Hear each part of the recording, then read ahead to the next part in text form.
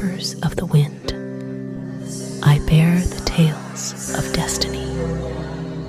Heed my lament, for the threads of fate unravel in the silent dance of eternity.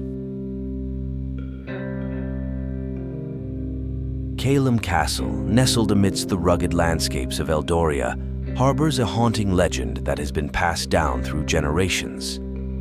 The castle, a place where ancient traditions melded with the whispers of the past, was the setting for this eerie tale of the Banshee.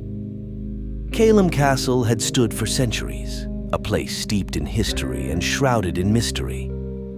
It was a place where the echoes of the past reverberated through its stone walls and where age-old customs were upheld. The castle's inhabitants, steeped in their Eldorian heritage, celebrated their ancestry with traditional music, dance, and a deep respect for the enigmatic forces that enveloped their world. At the heart of Caelum Castle resided a woman known as Seraphina. With her raven-black hair and piercing blue eyes, she was a figure of reverence, acknowledged for her deep knowledge of the castle's history and her connection to the ancient ways. Seraphina, regarded as the castle's guardian, was the keeper of its traditions and the lore of the land.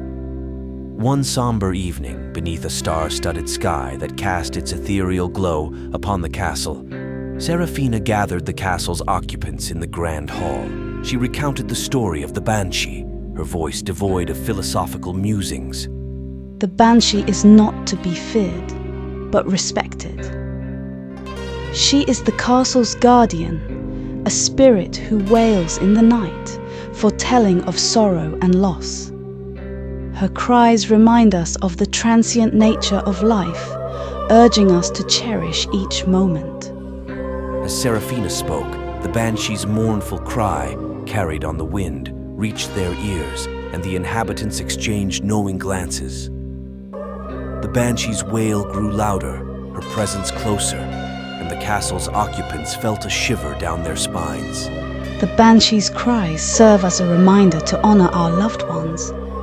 For life is precious, and every Susel deserves recognition. The Banshee's cries became an integral part of life in Caelum Castle, echoing through its corridors during moments of both joy and sorrow.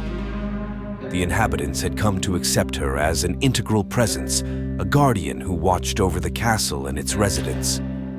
Years passed, and the Banshee's presence remained unchanged. Her wails became an accepted part of the castle's nights, and the Banshee was regarded as a protector of the land. One summer evening, during the castle's annual midsummer revelry, a young woman named Isolde was chosen as the Revelry Queen. Isolde, with her fiery red hair and captivating spirit, was adored by the castle's occupants. The Revelry Queen was tasked with leading the traditional dance in the castle's grand hall, a symbol of life's eternal cycle. As the castle's inhabitants gathered in the grand hall, the music began to play, and Isolde, wearing a gown adorned with wildflowers, took her place at the head of the dance. The Banshee's mournful cry, louder and more haunting than ever, pierced the revelry, casting a chill over the castle. Isolde, undeterred by the Banshee's presence, continued the dance, her steps mesmerizing those present.